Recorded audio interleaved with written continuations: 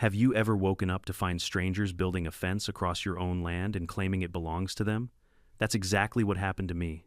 One crisp Texas morning, I walked out to feed my cattle and found a crew of men in neon vests, hammering stakes right into my pasture. When I asked what they were doing, one of them said, "Redstone Meadows HOA is expanding its community trail." I laughed. "You've got the wrong guy. I'm not even part of your HOA." Then I saw it shiny new signs reading private property, HOA access only, and behind them stood Cheryl Langford, the HOA president, smiling like she owned the sunrise. She looked me dead in the eye and said, "You do now." That was the moment I realized this wasn't a mistake. It was a takeover. Before we get into the chaos that followed, tell me where you're watching from and what time it is in your part of the world. And hey, don't forget to subscribe, because you're going to want to see how this one ends. When you've worked the same soil for decades, you start to feel like the land knows you, and you know it.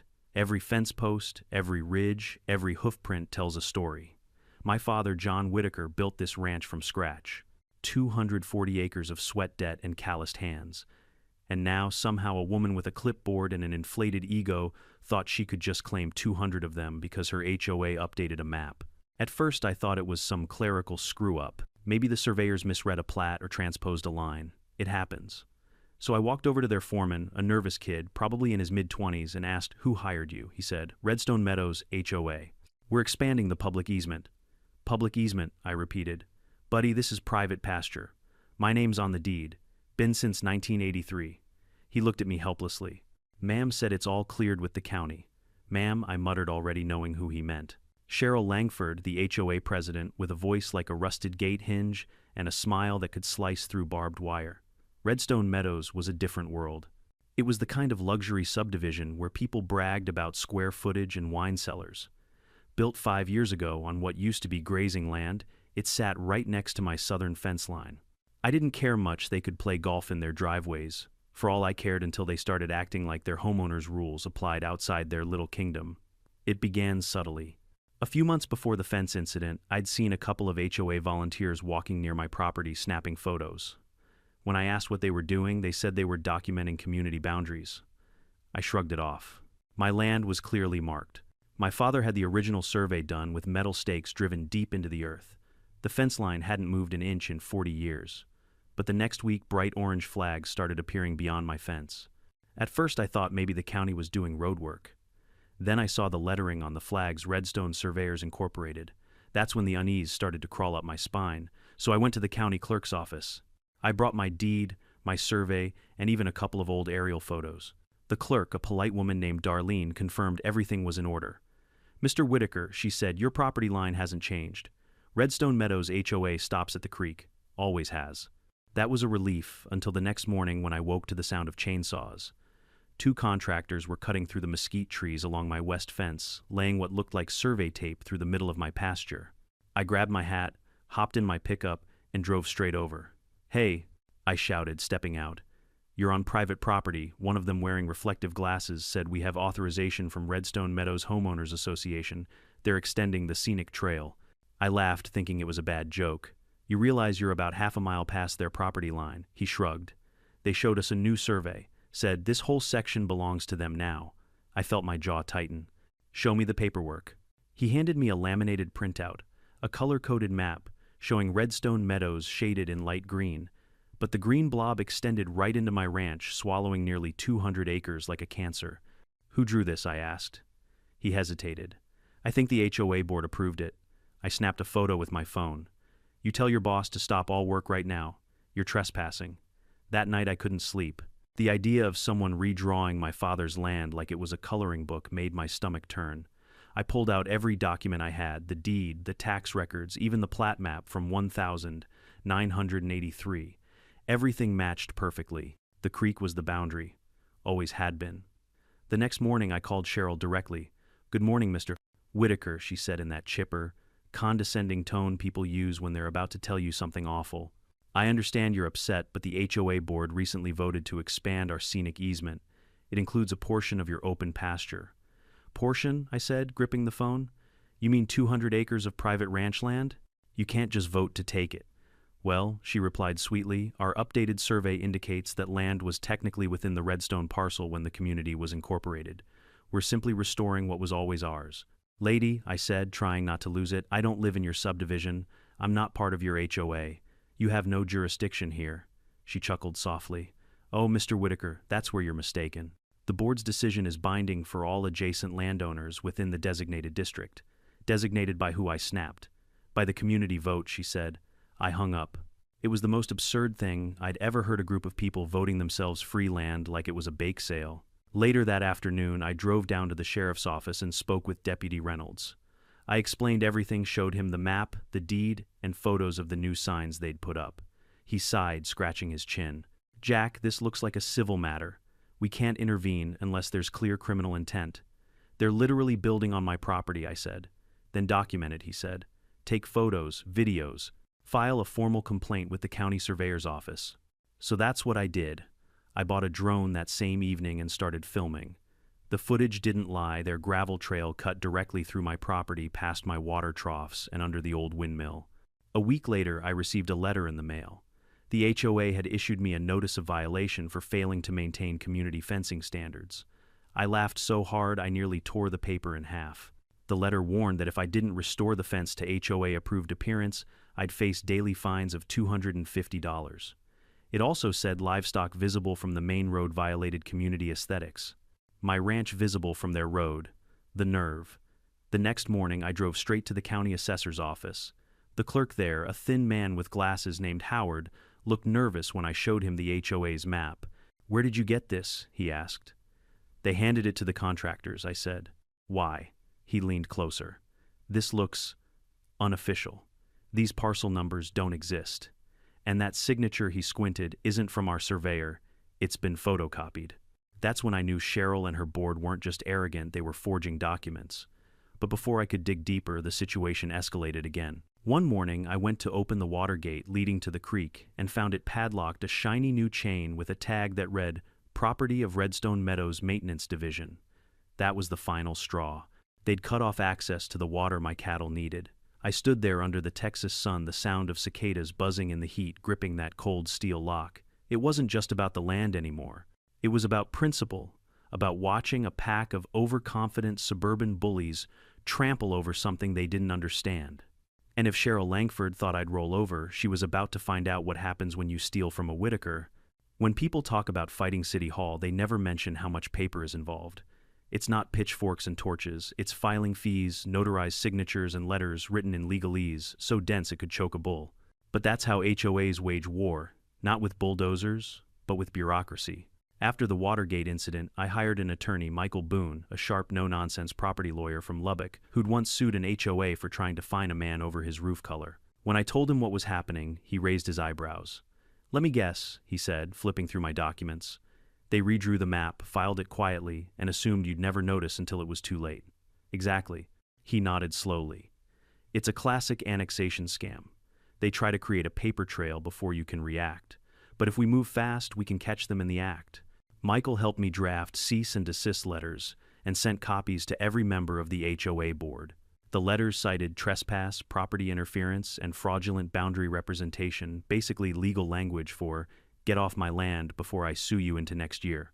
2 days later, Cheryl fired back. She didn't call. She didn't text. She sent me a certified envelope the size of a phone book filled with HOA violation notices.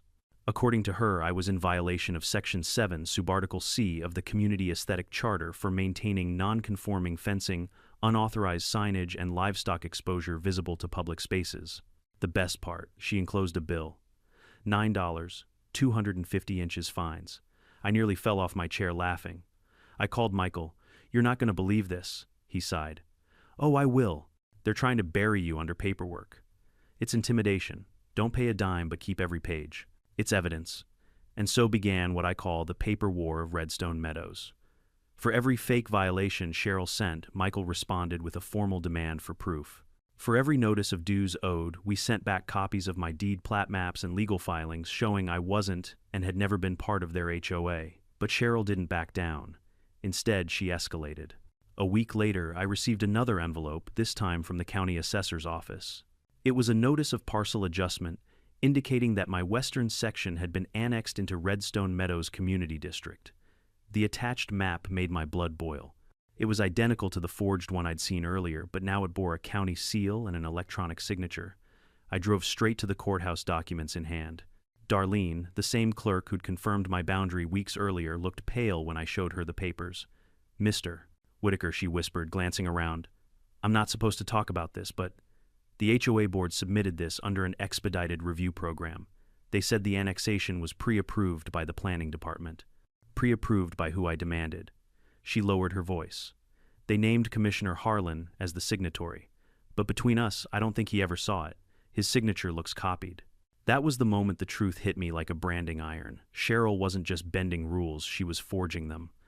Michael filed an injunction the same afternoon, halting all HOA construction on my land. But legal filings take time, and Cheryl knew it.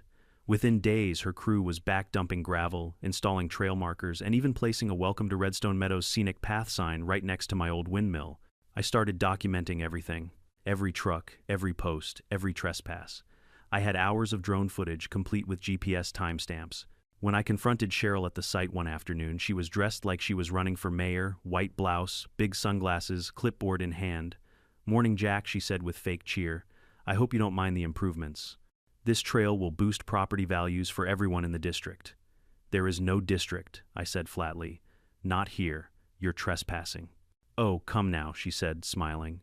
"You can't fight progress. Once the community sees how beautiful this will be, you'll thank us." "Progress," I said.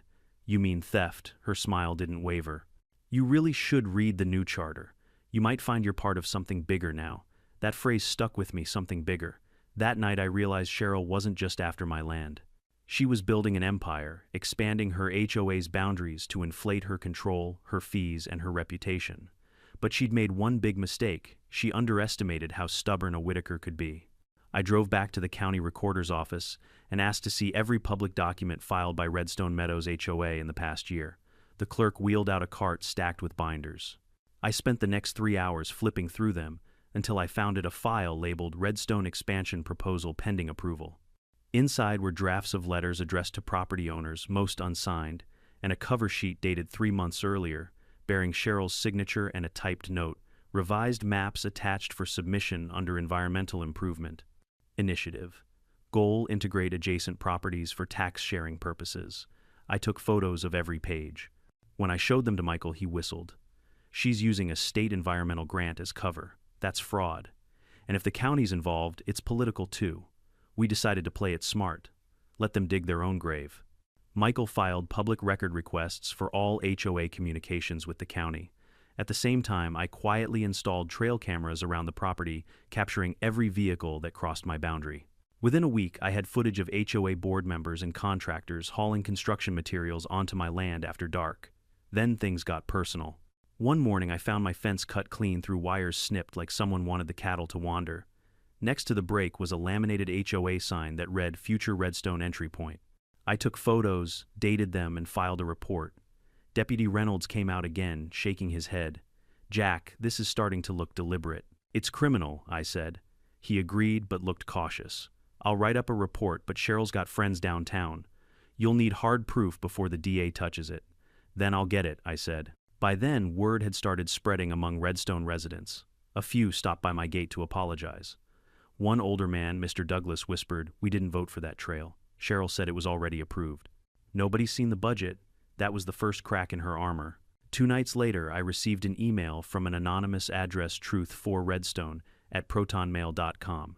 The subject line read, "You're right about Cheryl." Attached were screenshots of internal HOA emails, Cheryl instructing board members to stay quiet about the annexation project and redirect questions about funding. There was also a spreadsheet labeled trailbudget.xlsx. It listed $1.2 million in land improvements with vendor names that didn't exist. I printed everything, heart pounding. This was it, proof of fraud. The next morning, Cheryl must have sensed something was wrong because she showed up at my gate with 2 men in suits. "Mr. Whitaker," she said coolly, "we've come to offer a settlement." "Settlement," I said. "You mean hush money?" Her eyes flickered. "Let's not be dramatic. The HOA would like to purchase the disputed land, say 200 acres, for fair market value." "Fair market value," I said, leaning on the fence. "You mean the land you already tried to steal? Consider it a win-win," she said, voice tightening. "You get paid. We get our trail. Everyone walks away happy. I looked her dead in the eye. Cheryl, the only thing you're walking away from is a courtroom, she smirked. Then I'll see you there. She turned and strutted back to her white Lexus SUV, gravel crunching beneath her heels. As I watched her drive away, I made a silent promise. I wasn't just going to get my land back, I was going to expose every dirty dollar behind that HOA. And with the evidence piling up, I knew exactly where to start. When you stand up to people who are used to getting their way, they don't back down, they double down. And Cheryl Langford, she was the queen of doubling down. After I refused her settlement, she went from smug to ruthless. The HOA wasn't content with paper warfare anymore. They decided to make my life miserable on the ground. It started small. A few maintenance workers began parking their utility trucks right in front of my ranch gate. They'd sit there for hours, pretending to inspect drainage lines, blocking deliveries and feed trucks from getting through. I asked them politely to move. They said, "We're on community property. Community property." That phrase again, like they were trying to hypnotize everyone into believing it. The following week I woke up to the sound of engines, lots of them. When I walked out onto my porch, I nearly dropped my coffee.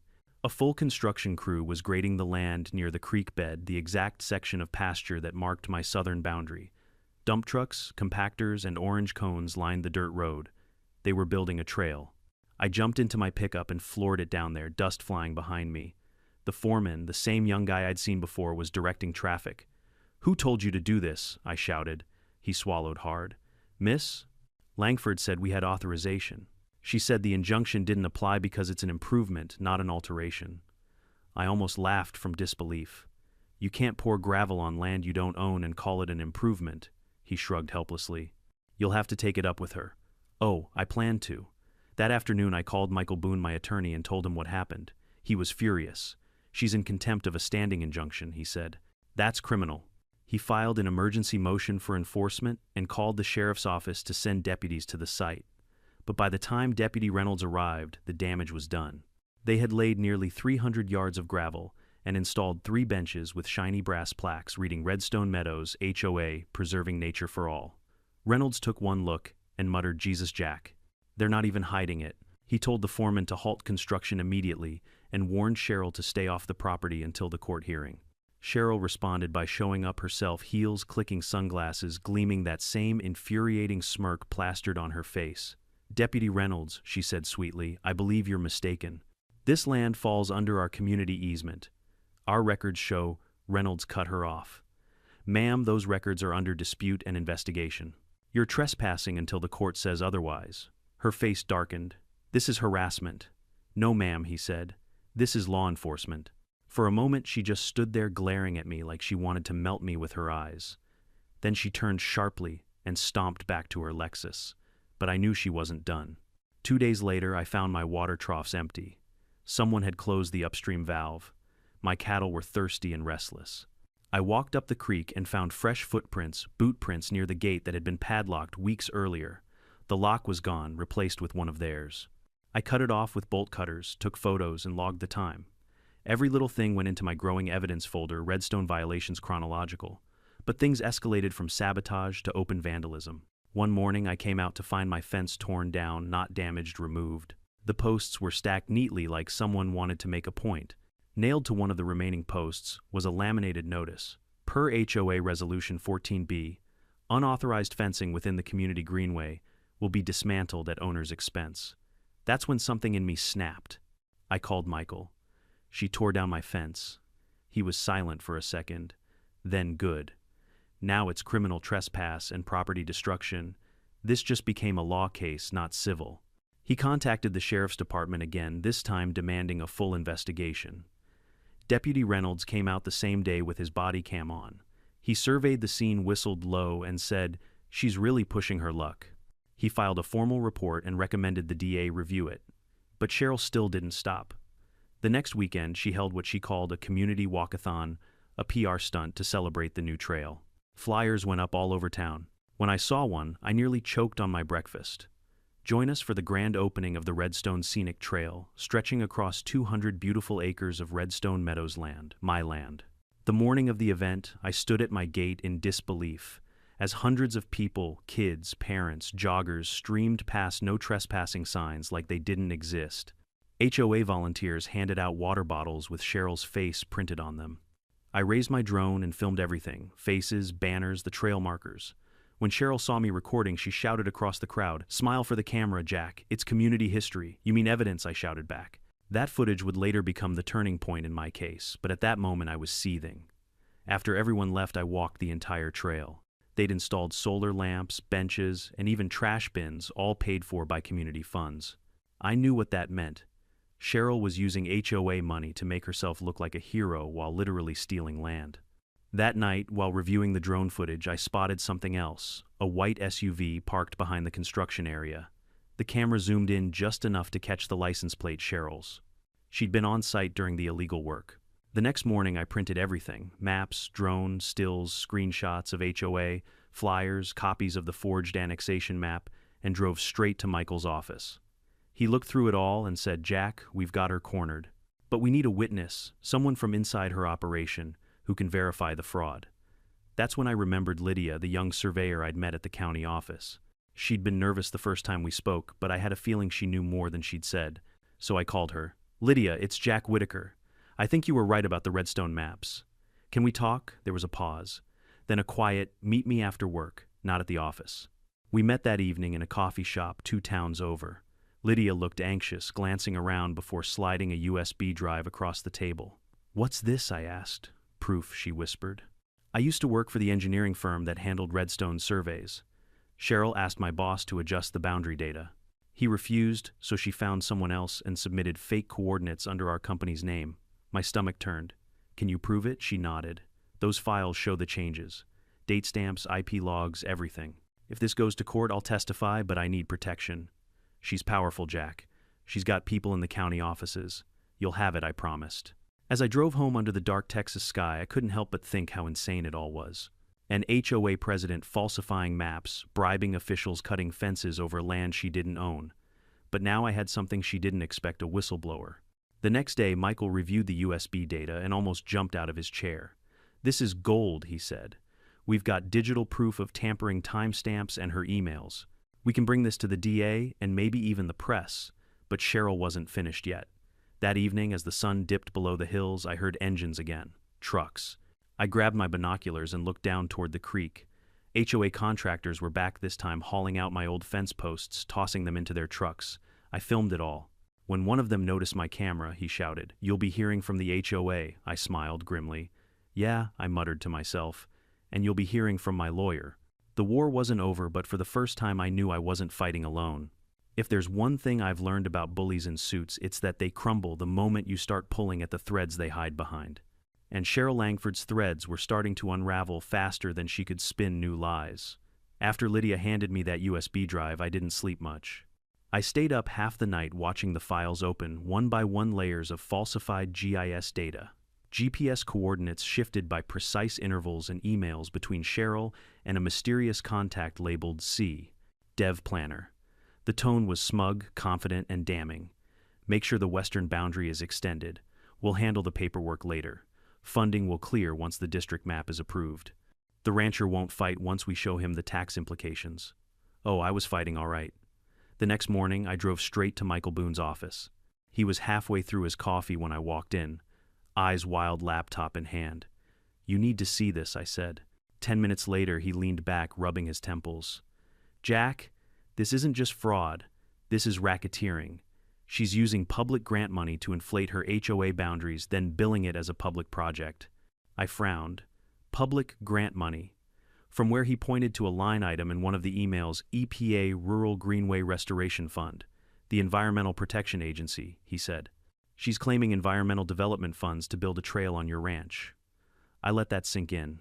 Cheryl had turned my pasture into her personal piggy bank. Michael called a contact at the state auditor's office, who confirmed that Redstone Meadows had received over $1.4 million in grant money tied to that project. The moment he heard that number, Michael grinned. Well, well. Looks like our HOA queen just became a federal problem. We decided to assemble everything: drone footage, Lydia's USB, the fake annexation maps, photos of vandalism, and even the HOA flyers advertising the community trail. Michael said we needed one more thing to seal the case: a pattern. Proof this wasn't just a one-time mistake. That's when I started hearing from the residents. It began with an older couple, the Douglases, who stopped by my gate one morning. "Mr. Whitaker, Mrs. Douglas said, we heard about your dispute. You're not alone. Cheryl's been charging us trail maintenance fees for 2 years now, and we've never seen where that money goes." Her husband nodded. "She also doubled our HOA dues without a vote. When we asked for financials, she said the records were confidential. I told them about the investigation, and they almost cried with relief. We'll testify if you need us," they said. Word spread quickly. Within days, I was getting calls and emails from other Redstone homeowners, people who'd been bullied, fined, or silenced by Cheryl. Some had paid thousands for community improvements that never existed. A retired accountant named Ben Crandall offered to help. He volunteered to review the HOA's financials, saying, "I smell cooked books from a mile away." Ben and I sat at my kitchen table with boxes of printed statements that someone had anonymously dropped off at my gate. Each page was more revealing than the last. Thousands of dollars marked land enhancement contractor fees and miscellaneous maintenance. One vendor name kept appearing, Langford Consulting LLC. Her own company, Ben said, shaking his head. "She's paying herself with HOA funds." We called Michael immediately. He nearly laughed. "Oh, this is beautiful. Self-dealing fraud embezzlement. We can take this all the way to court." But Cheryl must have sensed the walls closing in. 2 nights later, I caught headlights near the fence again. I went out with my flashlight and saw a figure standing near the creek trying to pry one of my private property signs out of the ground. "Hey," I shouted. The figure froze, then bolted toward a waiting SUV. I caught a glimpse of the license plate Redstone HOA staff vehicle. The next morning, Cheryl sent me an email that read, "Cease all harassment of HOA personnel immediately. Continued interference with community operations will result in legal consequences." I almost spat out my coffee. She had the nerve to call me the harasser, but she'd made a fatal mistake. Every time she communicated, every threat, every falsified document, she created a trail, and I was collecting all of it. Michael filed a civil suit for fraudulent annexation, trespass, property destruction, and embezzlement. It named not only Cheryl, but also 2 HOA board members, Thomas Grady, vice president, and Megan Boyd, treasurer. Meanwhile, Lydia went into protective mode. She quit her job at the engineering firm and agreed to meet with a state investigator. She gave a recorded statement confirming that Cheryl had requested data manipulation to shift property lines. Things moved fast after that. Within 2 weeks, the Texas State Auditor's Office sent representatives to Redstone Meadows. They requested full financial disclosure from the HOA. Cheryl tried to stall, claiming the records were temporarily unavailable due to software maintenance. But the auditors weren't buying it. They froze the HOA's accounts pending investigation. When residents learned their dues were being frozen, panic spread. Cheryl called an emergency HOA meeting in the community hall. I wasn't invited, so naturally I showed up. The room was packed, 50 or 60 residents, murmuring nervously. Cheryl stood at the front, microphone in hand, pretending to be calm. "There's been a misunderstanding," she said, voice sugary, sweet. "A few disgruntled individuals have made false accusations about financial impropriety. Rest assured, our records are in perfect order." That's when Ben Crandall stood up. "Then show us," he said. "Open the books." Cheryl froze. "That information is for board review only." "Not anymore," he said, holding up a letter. "State auditors are here. They've frozen your accounts." Gasps filled the room. Cheryl's composure cracked for the first time. "Who gave you that letter? Public notice," he said. "It's posted online." The murmurs turned into shouts. People began demanding refunds, resignations, explanations. I stood quietly near the back, arms crossed. When Cheryl finally noticed me, her face turned crimson. "You," she snapped. "You caused this circus." "No," I said evenly. "You did. All I did was tell the truth." She tried to storm off, but 2 state investigators blocked the exit. Miss Langford once said, "We'll need you to come with us to review some documents." She glared at me one last time. "You'll regret this." "I doubt it," I said. That night, the news spread like wildfire. Local media picked up the story, HOA president under investigation for land fraud and embezzlement. The next morning, my phone didn't stop ringing. Journalists, lawyers, even a couple of HOA board members who wanted to cooperate. The empire Cheryl had built on arrogance and deception was collapsing, but I wasn't celebrating yet. Michael warned me, "We're close, Jack, but this isn't over. We need to present airtight evidence in court. One mistake and she'll spin it as misunderstanding." I spent the next week assembling everything into a single binder.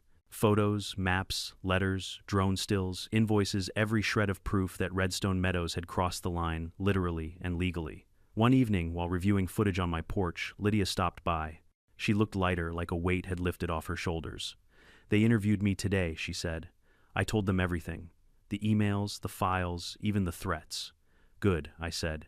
"You did the right thing." She smiled faintly. "You know they're talking about opening a full audit of every HOA in the county. You might have started something big." I looked out over the field where the illegal trail used to run now, just a scar of gravel. "Good," I said. "Maybe it's time someone held these people accountable." But deep down, I knew Cheryl wasn't the type to surrender quietly. And if I'd learned anything from this fight, it was that justice comes slow, especially when people with power start losing control. If you've ever stood in the middle of a courtroom staring down someone who spent months trying to destroy your life, you know the strange mix of fear and satisfaction that comes with it. It's not adrenaline, it's something colder. Something that feels like truth sharpening itself before the kill. By the time we got to court, Redstone Meadows had gone from the HOA everyone envied to the one everyone whispered about. News crews camped outside the county courthouse. Drone footage of the illegal trail on my ranch had gone viral after the local station aired it. Even people who didn't know a single thing about property law were rooting for the rancher who fought back. Michael Boone, my lawyer, was calm as ever. He'd spent weeks preparing our exhibits, drone clips, forged maps, Lydia's digital files, and a binder thick enough to stop a bullet. I could tell he was excited, though. He loved taking down bullies, especially the smug, suburban kind. "Remember, he told me before the hearing began, you don't have to out-yell them. You've already got the facts. Let her talk herself into the hole she dug." I nodded. That's never been a problem for Cheryl. Sure enough, she strutted into the courtroom 10 minutes late, surrounded by 2 lawyers in gray suits and a public relations rep holding a notepad. She wore a bright red blazer pearls and that same condescending half-smile that made every sentence sound like an insult.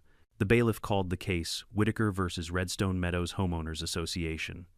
The judge, an older man named Judge McAllister, peered over his glasses. "All right, folks," he said dryly. "Let's figure out who owns Texas today." A few people laughed. Cheryl didn't. Michael opened with precision.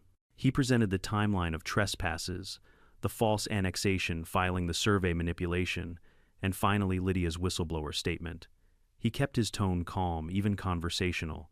The power was in the evidence, not the theatrics. When he played the drone footage, the courtroom went silent.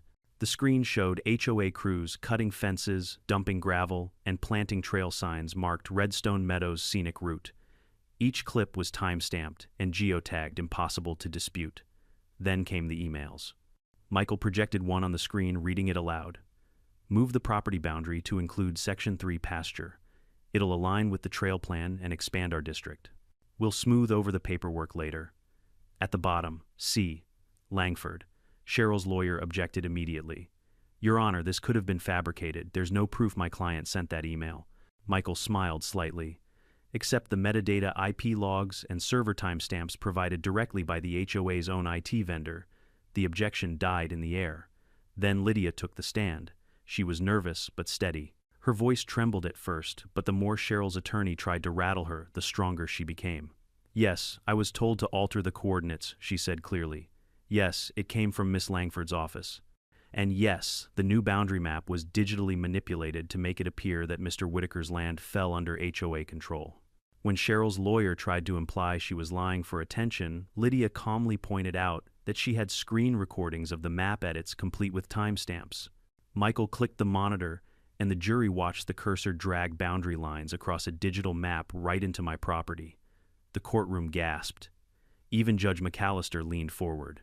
"Miss Langford," he said, adjusting his glasses, "care to explain why your HOA was drawing lines through private ranch land?"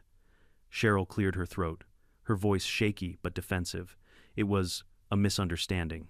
We believed the land was unincorporated, and we were following environmental guidelines for public access."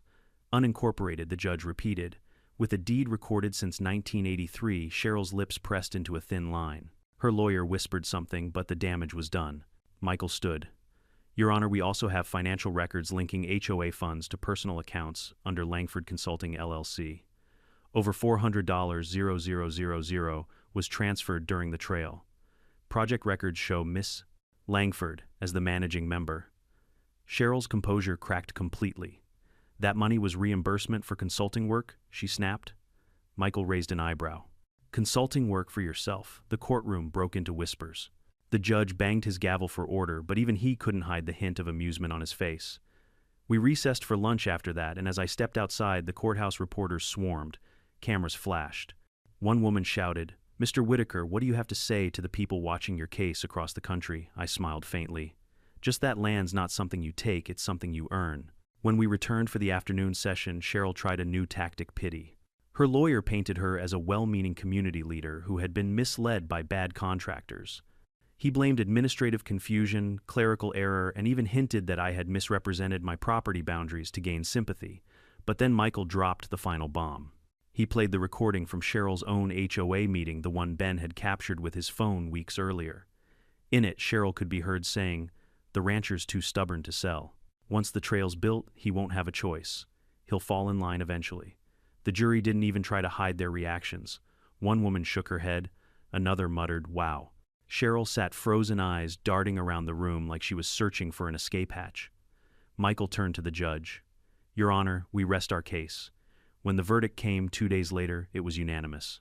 The court found Redstone Meadows HOA and its president Cheryl Langford guilty of fraudulent annexation document falsification and criminal trespass. The HOA was ordered to pay $350 0 inches restitution for property damage, legal fees, and emotional distress. Cheryl herself faced a separate criminal investigation for embezzlement and falsifying public records. I didn't cheer. I didn't need to. Watching her signature empire collapse under the weight of her own arrogance was enough. As Cheryl was escorted out of the courtroom, she glanced back at me with a look I'll never forget, half hatred, half disbelief. I just tipped my hat. Outside, the reporters were waiting again. Someone shouted, "Jack, what will you do now that you've won?" I looked at the camera and said, "Fix my fences and make sure no one ever crosses them again." A week later, the Redstone Meadows HOA board resigned en masse. A new interim committee took over, promising transparency and audits. Lydia got a job offer from the State Survey Department. Michael told me the DA was opening a full investigation into county corruption tied to Cheryl's project funding. As for me, I got my land back, every acre, every fence post, every inch. I spent the following weekend rebuilding the southern fence, driving the posts deep into the ground like my father had taught me. When I was done, I hung a big wooden sign at the gate: "Private land, not HOA property." People passing by honked and waved. Some even stopped to take photos. It became something of a symbol, a reminder that sometimes standing your ground literally means standing your ground. That evening, I walked the fence line with Daisy, my old cattle dog, trailing behind me. The sunset painted everything gold. The air smelled of mesquite and victory. But I also felt something heavier, a realization that for every Cheryl I'd defeated, there were probably dozens more out there doing the same thing to people who didn't have lawyers, drones, or whistleblowers. I made myself a promise right there at that fence I'd help anyone else who went through this kind of abuse. I'd tell my story until no one ever let an HOA bully steal their life's work again. The ranch was quiet again, peaceful for the first time in months. The fake trail had been removed, the gravel hauled away. The scars were still there, but they told a story, now a story of resistance, truth, and the stubbornness it takes to protect what's yours. And in Texas, that's about the highest compliment you can earn. Victory, I discovered, doesn't come with trumpets and confetti. It comes with paperwork, court orders, and the slow, quiet satisfaction of watching justice roll downhill and crush everyone who thought they were untouchable. The day after the verdict, I woke to a still morning. No engines, no surveyors, no HOA trucks idling by the gate. Just the wind through the grass and the low rumble of cattle somewhere beyond the creek. For the first time in almost a year, my land felt mine again. But I also knew this wasn't the end, it was the aftershock. When a storm like Cheryl Langford's breaks, it doesn't just disappear. It leaves wreckage, and that wreckage has names. A few days later, Michael called. "Jack," he said, his voice calm but edged with satisfaction, "you might want to pick up a copy of the Tribune." I drove into town, grabbed the morning paper from the rack outside the diner, and there it was, front page bold headline: HOA, president charged with felony fraud, $1, 4M, in funds unaccounted for. The story went deep. Cheryl, along with her treasurer Megan Boyd and vice president Thomas Grady, had been indicted for falsifying property records, embezzling HOA funds, and obstructing a state audit. The state prosecutor's statement was scathing. This was not a misunderstanding. This was calculated theft under the guise of community improvement. I couldn't stop smiling. Michael told me the DA's office had issued search warrants for Cheryl's home and the HOA headquarters. They found digital ledgers, hidden accounts, and this part made me laugh, a locked cabinet labeled personal consulting files. When the agents pried it open, they found dozens of unfiled invoices and handwritten notes with entries like trail expansion, use Whitaker's section pending compliance, and push surveyor faster, county clerk cooperative. She documented her own downfall like a villain keeping a diary. The legal fallout was brutal. Cheryl's assets were frozen. Her husband Greg Langford filed for divorce within a week, citing irreconcilable fraud. He moved out of their McMansion, which was later listed online price reduced 3 times in 2 months before anyone would touch it. The HOA board collapsed completely, and Redstone Meadows entered what the county called a restructuring phase, which was bureaucratic code for, "We're cleaning up a dumpster fire." I thought that would be the end of it, until one morning a brand new white envelope arrived in my mailbox. It wasn't from the county. It wasn't from Michael. It was from Cheryl. Inside was a single sheet of paper, handwritten. "Congratulations, cowboy.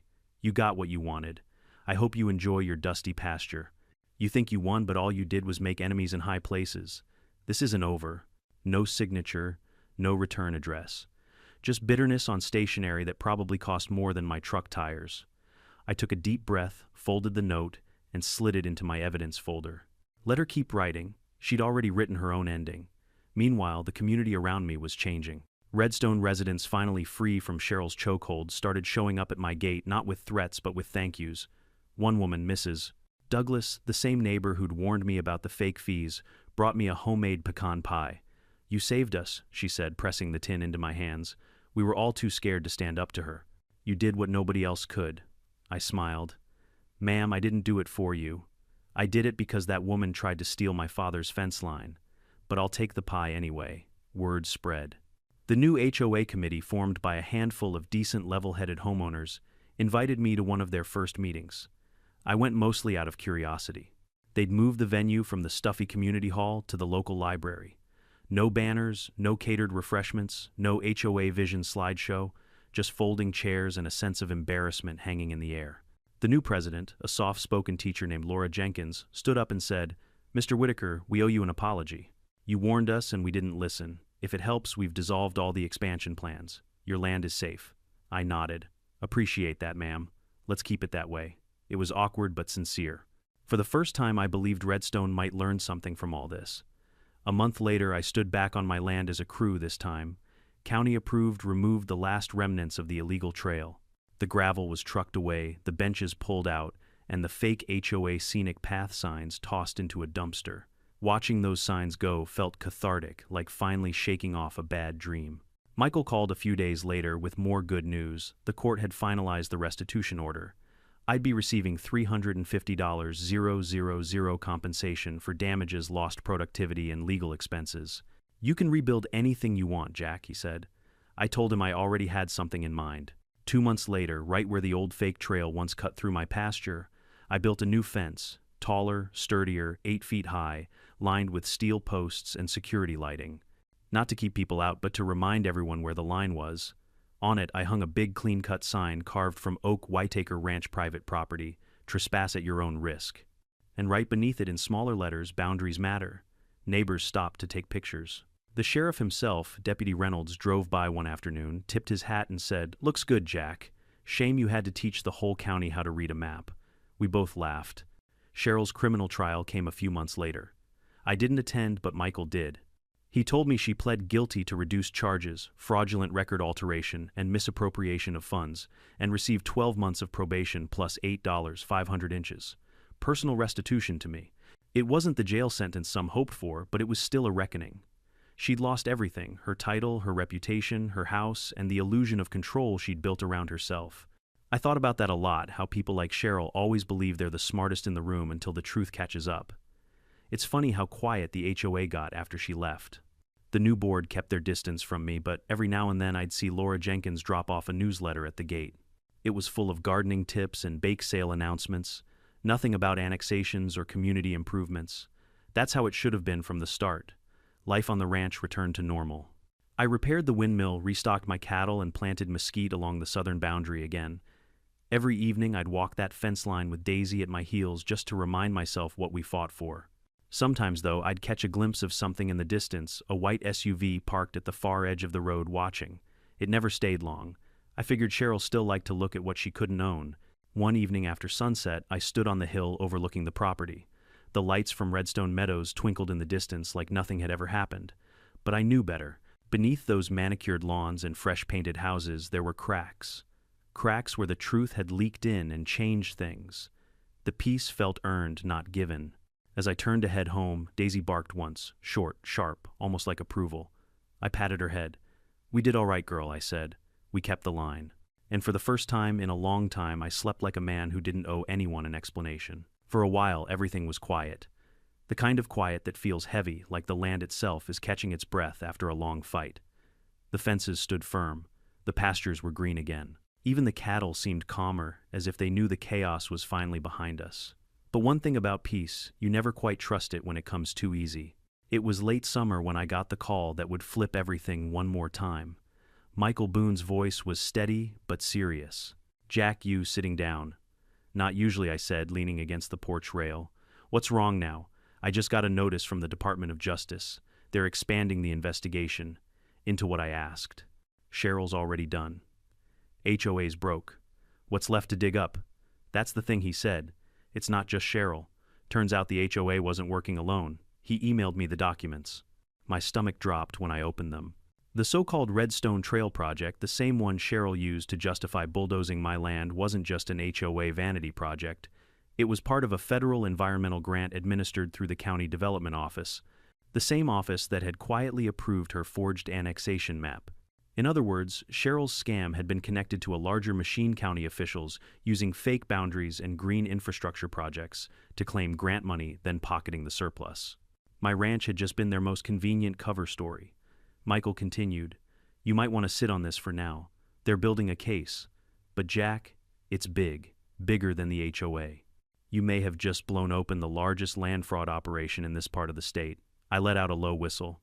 "Well," I said, "I always figured she had friends in high places. Guess those friends are about to have some bad days." Over the next few months, federal investigators swarmed Redstone Meadows. They pulled county records, subpoenaed bank transactions, even hauled away boxes of files from the planning department. Word spread fast. The county commissioner, Harold C. Harlan, had resigned under pressure. 2 clerks were fired. The engineering firm that originally signed off on the fake survey was shut down. And me, I got another letter this time from the DOJ. It wasn't a warning or a subpoena. It was a thank you. "Mr. Whitaker, your diligence and documentation were crucial in uncovering significant misuse of federal grant funds. We appreciate your cooperation and integrity throughout this investigation. United States Department of Justice Land Integrity Division." I laughed when I read it. After a year of being painted as the angry rancher, it felt good to see the word integrity in writing. When Michael heard, he said, "You realize you just took down a federal grant racket, right? Not bad for a guy who claims he's not part of any HOA. Guess I'm honorary president of the No HOA Association," I said. That line became a running joke in town. Folks at the diner started calling me President Whitaker every time I came in. Someone even printed a t-shirt that said "No ho, no nonsense." But deep down, I knew what it really meant. What started as one woman's arrogance had revealed something much uglier: how power hides behind paperwork. How people can build entire empires by twisting words like community and progress until they mean control. Still, I wasn't bitter, just wiser. One afternoon, a black government SUV pulled up by the gate. A federal agent stepped out, clean-cut and polite. "Mr. Whitaker," he said, "we wanted to give you this in person." He handed me a framed certificate from the Department of Justice. It wasn't fancy, but it meant something: citizen recognition, for contributions to land integrity and public accountability. I stood there staring at it while the wind moved the grass around my boots. "Funny," I said. "Didn't think feeding cattle would ever get me a thank you from Washington." The agent smiled. "Most people don't document things the way you did, sir. You'd be surprised how many folks give up when people like her push hard enough." I nodded. "Yeah, well, around here when a bull charges, you don't run, you plant your boots." He smiled again and drove off, leaving a trail of dust behind him. That night, I poured a glass of whiskey, sat on the porch, and looked out across the land. The new fence gleamed under the moonlight, the wood fresh and clean. Beyond it, the empty stretch where the trail used to be was returning to grass again, swallowing every trace of what happened. I thought of my father. He used to say, "The land remembers who takes care of it." Maybe that's why I fought so hard. Because in the end, it wasn't just about borders or maps, it was about respect. Respect for the work that built this place. Respect for boundaries literal and moral. A few weeks later, I got an invitation from the new Redstone Meadows HOA board. They wanted me to attend their first official transparency meeting. I almost said no, but curiosity got the better of me. When I walked into the community hall, things were different. No banners, no pomp, just a small crowd of nervous homeowners sitting in folding chairs. Laura Jenkins, the new president, stood at the front. She smiled when she saw me. "Mr. Whitaker," she said, "thank you for coming. We just wanted to say, we're sorry for everything, and we want you to know we've made some changes. The HOA bylaws now require public audits, open meetings, and term limits." "That's good," I said. "Accountability keeps things honest." She nodded. "It was hard for people to face what happened, but we're trying to rebuild trust." "You helped make that possible." I could tell she meant it. So I smiled, tipped my hat, and said, "Just keep your trails off my pasture, and we'll get along fine." The room laughed. Before I left, Laura said softly, "Cheryl called from probation last week. She asked me to tell you something." I raised an eyebrow. "She's still talking," she said. "Tell Whitaker I underestimated him." I chuckled. "That's the smartest thing she's ever said." On the way home, the sun was setting over the hills. It cast long, golden light across the fields, the kind of light that makes everything look honest again. When I reached the gate, I stopped to look at the sign I'd carved after the trial: "Private land, not HOA property." Below it, I'd added something new just last week, a smaller wooden plaque that read, "Truth is the best fence," because in the end, that's what saved me. Not lawyers, not luck, but proof. Hard evidence and harder patience. The land was peaceful again. But I knew the story wasn't just mine anymore. Neighbors from 2 counties over had already started calling me for advice about their own HOA problems. I told them all the same thing: document everything, stay calm, let them hang themselves with their own paperwork. It worked for me. As night settled over the ranch, the stars came out one by one. Daisy lay by my feet, her head on her paws, snoring softly. Somewhere in the distance, a coyote called. I smiled, raising my glass toward the horizon. "To boundaries," I said quietly, "and to the fools who think they don't matter." And maybe that's the real lesson in all this. Sometimes the line you draw isn't just a fence, it's the line between justice and corruption, between what's yours and what someone else tries to take. So if you ever find yourself up against the powerful, the petty, or the paper pushers, remember this story. Remember that the truth doesn't need permission to stand its ground. Because in the end, the land always knows who it belongs to. Sometimes standing your ground isn't about pride, it's about peace. Jack's fight wasn't against a person. It was against a system built on arrogance, manipulation, and greed. He proved that truth, persistence, and evidence are the strongest weapons any ordinary person can wield. When people try to take what's yours, your land, your voice, your dignity, don't fight with anger. Fight with proof. Keep records. Stay calm. Let justice catch up at its own pace. Because when it does, it hits harder than any revenge ever could. Every fence, every boundary, every inch of ground we defend means something. It's not just about ownership, it's about self-respect. What would you have done if someone tried to steal 200 acres of your land? Share your thoughts in the comments, and if this story made you believe in standing up for what's right, don't forget to like, subscribe, and share so more people hear stories like this. There's always another HOA somewhere thinking they can take what isn't theirs. Let's make sure they think twice.